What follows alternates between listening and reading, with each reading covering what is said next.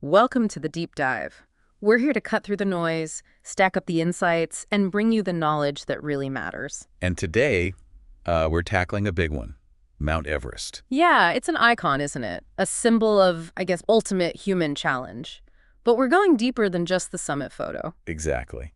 Our sources paint a really complex picture. We're going to unpack the reality of climbing Everest today. The logistics, the crowds, the immense challenges. And the people, crucially, the people who make it all possible. Absolutely. So our mission here is to deconstruct that modern Everest experience for you. We'll look at permits, the surprising number of people, the sheer difficulty. And those indispensable individuals, the Sherpas. We want you to get a real sense of what it takes beyond the headlines. It seems like this personal dream, climbing Everest, has ballooned into something much bigger. It really has. It's this whole ecosystem now built around that ambition. It's fascinating, but also, well, complicated. Okay, let's start with that ambition that pull Everest has. It's undeniable. But what does that actually look like on the mountain itself? The popularity aspect. Well, the vast majority aim for that short spring window, mostly May, when the weather is supposedly a bit more predictable. Which naturally concentrates everyone. Precisely. Yeah. It creates a real bottleneck. We're not just talking a few teams. It's hundreds of climbers, plus all their support, all aiming for maybe just a handful of good summit days. And bottleneck means literal queues, right? Especially higher up. Oh, definitely. Near the top, that section between the South Summit and the Hillary Step, it gets incredibly narrow. Like a single file path. Pretty much. And when you have dozens, maybe over 100 people trying to move up and down that same stretch, well, you get traffic jams. And delays in the death zone above 8,000 meters, that's incredibly dangerous. It's life-threatening. Oxygen is scarce. Time is critical. Even a short delay waiting for people to pass can be catastrophic. Doing that individual climb into, well, a collective risk. Wow, that image is stark. And this crowding isn't just near the summit, is it? Base camp sounds like a major operation, too. It's huge. Everest Base Camp sits at 5,364 meters, and during peak season, it basically becomes a temporary city. A city? How many people are we talking? Easily over 1,000 sometimes. You've got the climbers, of course, but then massive teams of Sherpas, cooks, doctors, support staff, liaison officers. It's a whole buzzing community down there. A city at over 17,500 feet. That really puts the scale of it all into perspective. And that brings us really to the heart of it, the Sherpas, often called the unsung heroes. Why is their role so utterly essential? Look, without them, these expeditions, certainly in their current form, just wouldn't happen. They are foundational. How so? What are the specifics? Well, first, they establish the route. They're the ones going ahead into the most dangerous areas like the Khumbu Icefall, fixing ropes, setting ladders. Making it passable for the clients. Exactly. Making it safer. Then there's the load carrying. Immense loads. Oxygen bottles, tents, food, fuel. Everything needed to set up the higher camps. Foreign climbers simply couldn't haul that much gear at altitude. So they're literally building the expedition infrastructure on the mountain. They are. And then they guide. They assist climbers through technical sections, manage ropes, make critical decisions on the move. And rescues. We hear stories. That's a huge part of it.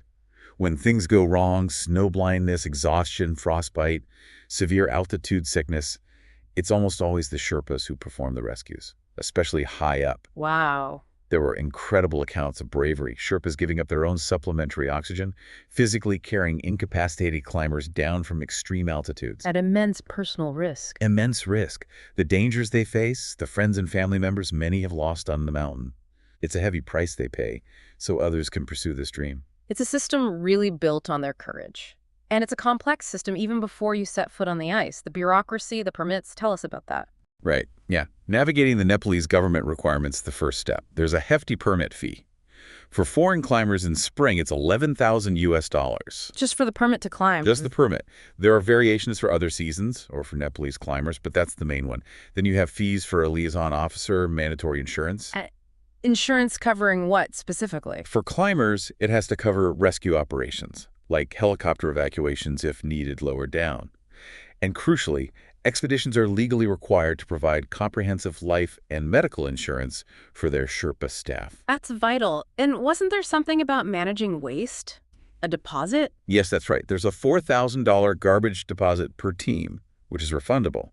The idea is to incentivize expeditions to bring all their trash back down. An attempt to tackle the environmental impact. Exactly. And before you even go near base camp, you've got to submit detailed plans, all the insurance docs, passports, visas, health certificates. A lot of paperwork. It is. And it finishes with a mandatory briefing from the Ministry of Tourism back in Kathmandu. Okay, so you navigate all that, you invest the money, the time, then you face the mountain itself. The sheer brutality of it. What are these deadly zones people talk about? They're basically areas with constant objective hazards. Think the Khumbu Icefall with its shifting seracs, avalanche-prone slopes, hidden crevasses, sections prone to rockfall. Every step in these zones is risky. Unpredictable danger. Fury. And layered on top of that is the physiological challenge. Yeah. Altitude sickness. It's why acclimatization is so critical. That process of going up and down between camps. Precisely. Most climbers spend weeks doing rotations base camp to camp 1, then back down, then up to camp 2, maybe camp 3, back down again. Yeah. Letting their bodies slowly, hopefully, adapt to the thin air. It sounds grueling even before the final climb. It is. And then comes the summit push itself. That's usually a multi-day effort, time for a narrow weather window. Which involves sleeping way up high. Yes, spending nights in tiny freezing tents above 7,000 meters, often getting very little actual sleep before that final push to the summit. It's an extreme test of endurance, both physical and mental. It's clearly an incredible undertaking. But it's not without its shadows, its criticisms. Our sources highlight some ethical concerns, too. Yeah, that's definitely part of the conversation now. One major point is over-commercialization. What does that mean in practice? Too many people. It's partly that, but also the argument that the sheer demand has led to maybe less experienced climbers attempting the summit, sometimes choosing lower-cost operators, which might, some argue, compromise safety standards. Which potentially puts everyone at greater risk. That's the concern. More people, perhaps some with less high-altitude experience, mixed with the inherent dangers.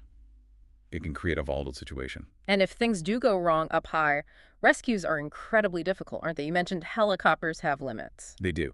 Generally, helicopters can't operate safely or effectively much above Camp 2, around 6,400 meters. The air is just too thin. So high-altitude rescues. They're almost always done manually, carried out by other climbers, and very, very often by the Sherpas. It's incredibly dangerous, exhausting work, dragging or carrying someone down from 8,000 meters plus. It really underscores their role again, and the immense risks involved. Absolutely. It also raises questions about, the limits of what's possible, or perhaps even ethical, in terms of rescue in such an extreme place. And then there's the physical footprint left behind, the environmental aspect. Yeah, that's still a major issue. Despite things like the garbage deposit, managing waste, both trash and human waste on Everest, remains a huge challenge. Keeping the mountain clean is an ongoing struggle. So pulling it all together, climbing Everest, it's so much more than just putting one foot in front of the other to reach the top. Oh, completely. It's this massive logistical puzzle, an intense emotional journey, and it's tangled up with some really complex ethical questions. And right at the center, holding so much of it together, are the Sherpas. Their skill, their resilience, their bravery, it's the bedrock. It truly is, often at great personal cost, as we've discussed. Their contribution is just immense. So it leaves us with a thought, doesn't it, for you listening? With the crowds, the commercial pressures, this deep reliance on the courage and labor of the Sherpa community, what does respecting the mountain and respecting its people truly mean today when undertaking this kind of extreme adventure? That's the question to ponder. It goes way beyond just reaching the summit.